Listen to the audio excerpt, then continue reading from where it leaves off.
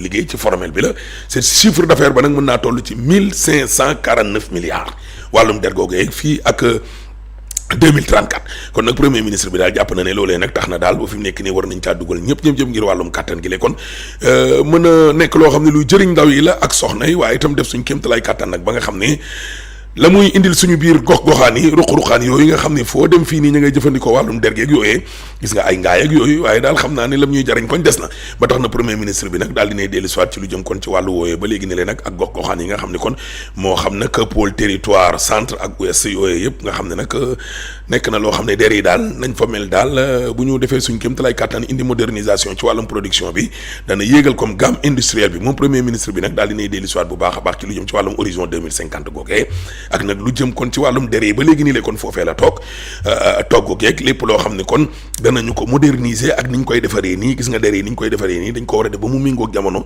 moderniser koog loolu loolee nag dana tax ba la nga xam ne nee nañu moom la ñuy jël di ko yóbbu ca bitim réew loolee dootul dem ndaxte nag bu boobaa kon dina am lu am njariñ loo xam ne kon ci suñu wàll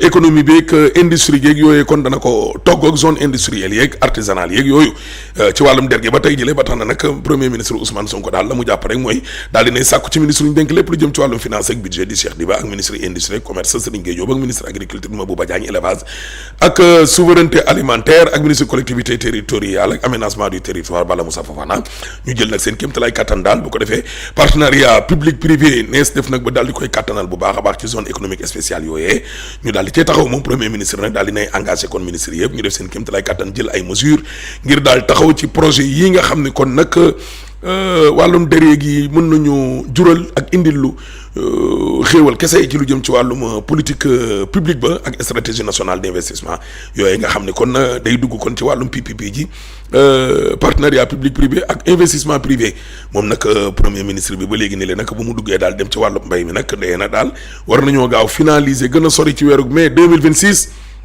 orientation yu mag yi nga xam ne kon moom la ñu defoon nag ci wàllum subvention yeeg wàllum foncier bi suuf si nga xam ne dañ koy joxe nit ñi war cee bay wàllum production beeg industrie yeeg ak jàppale bi nga xam ne kon war nañ koo jàppale nag baykat yi ak wàllum infrastructure tali yeeg yooyu ak partenaires yeeg yëpp moom nag premier ministre bi daal di nay dellu soit moom Ousmane Sonko ci lu jëm nag ci wàllum ministère de la justice Ousmane Sonko nee na dafa bëgg nag mu daal di koy defaral surpopulation maanaam carcérale kaso yi ni mu feesee ci boppam kon na ko defal nag lim bi ñaata la ak kaso bu ci nekk ñaata ci ay doomu adama ñoom ñoo fa war a nekk ba muy daaneel nag moom premier ministre bi daal dinay xamal kon mbooloo ma yëpp ca conseil ba ne leen demoon na nag ci ndigalu kon jiitu réew mi ci ab ndaje moo xam ne kon chef de gouvernement yi ak union africaine googee kon ñoo ko doon amal nag ca Addis Abeba 14 ak 15 février 2026 googee ginnaaw ga nag la daal di xam ne dana ànd ak gouvernement bi yëpp ci ñaar fukki fan ak ñeent ci weeru février bii di ñëw dem ca assemblée nationale ngir nag yooyee muy def ci ñetti weer yu ne ci question d'actualité ba mu daanelee nag Cheikh Oumar jàppal ne ministre transport terrestre ak aérien ak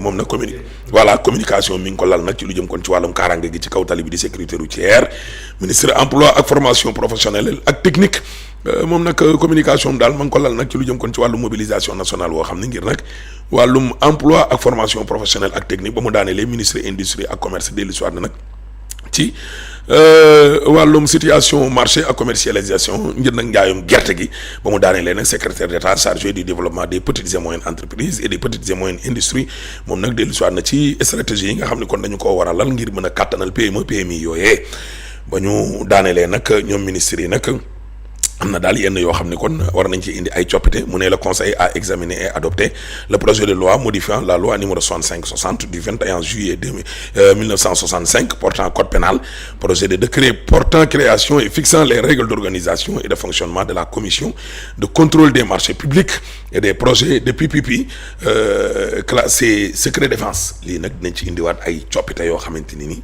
am na yoo xam ne boo nee nii rek gars yi ne le secret défense nit ñi duñ xam marché bi ñaata la nan lañ ko joxe yooyu loolu nag dañ ci indi kon ay coppite ba mu daanelee nag moom au titre des mesures individuelles mu ne le président de la République am na ñu mu yéegal am na ñu mu wàccee mu ne nag le président de la République a pris les décisions suivantes au titre de la présidence de la République. Monsieur Tabaski Diouf, colonel, est nommé président du conseil de surveillance de la haute autorité des aéroports du Sénégal, AS, en remplacement de monsieur Babacar Diagne, au titre du ministère de l'intégration africaine, des affaires étrangères et des Sénégalais de l'extérieur.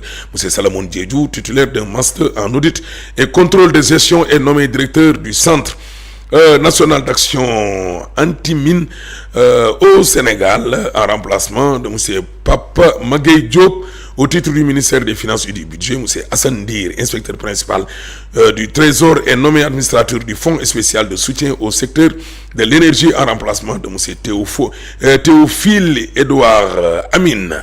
Monsieur Mamane Djité, magistrat matricule de solde numéro 636-288G, est nommé président du conseil d'administration du Fonds spécial de soutien au secteur de l'énergie en remplacement de monsieur Maïssa Diakhaté.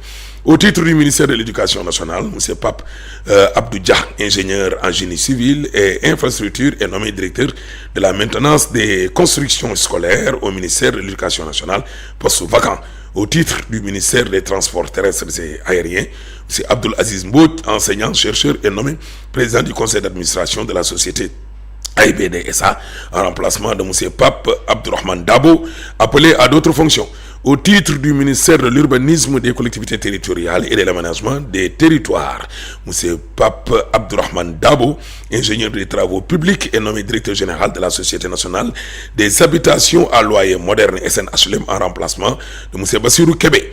M. Elhaji Mamadou Gueye, architecte, est nommé directeur de l'architecture au ministère de l'urbanisme, des collectivités territoriales et de l'aménagement des territoires en remplacement de Mme Catherine Marie-Thérèse Saï, admise à faire valoir ses droits à une pension de retraite. Mangok ka nga xam ne moo leen defal na communiqué bi mooy Marie-Rose Khady Fatou Faye, secrétaire d'État auprès du Premier ministre chargé des relations avec les institutions, porte-parole du gouvernement. Très bien. Oh très bien.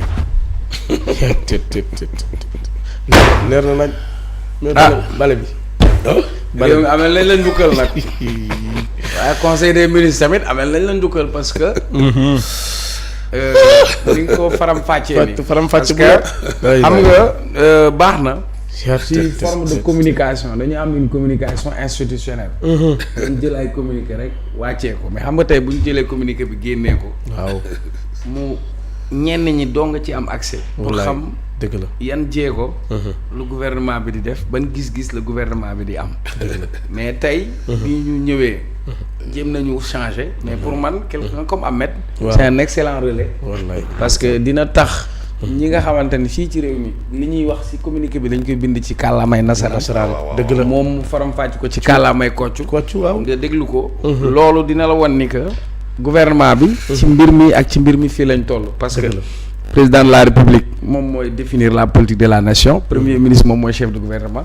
mais tey sooy xool ci chaque communiqué conseil des ministres di nga gis département bu nekk ci li muy yëngu. waaye am na loo xam ni mu ngi ko doon yëkkati sax. ci communiqué bi.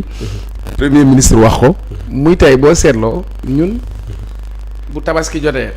waaw man dama doon jël der yi dajale ko dem jaay ko. borom saret bi borom saret bi dem jaay ko fële. li ñu am ci. ci bétail. nabaa ji sa dëkk ak feneen ak. waaw waaye tey. der yooyu bu ñu paree bu ñu ko dajalee. ñun ñu dëkk Pikine bi ñu nekkee xale da ngay dégg ñu ne la bàjji naar yi. ñu defar der yi xooj ko waaye bu ñu ci paree lem nañ ko ba mu ron. ay nit jóge bitim réew. jël der yooyu. yóbbu ko seen réew.